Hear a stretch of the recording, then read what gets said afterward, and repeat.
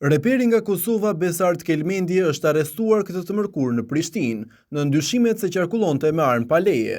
Sipas mediave në Kosovë, artisti i njohur me emrin artistik Gjesti është ndaluar nga policia dhe është dërguar në paraburgim për 48 orë, ndërsa autoritetet po vjojnë hetimet lidhur me rastin.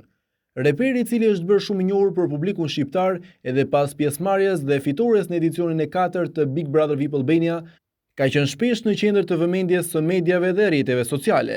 Autoritetet nuk kanë dhënë ende detaje të tjera mbi rrethanat e arrestimit, ndërsa hetimet pritet të sqarojnë plotësisht ngjarjen.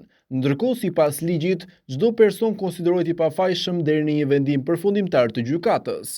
Në ditët të vijim pritet që prokuroria të vendosë për masën e mëtejshme ndaj reperit, ndërsa rasti ka hapur një debat të gjerë në opinionin publik, lidhur me përgjegjësinë e figurave publike dhe ndikimin që ato kanë tek fansa dhe të rinjt.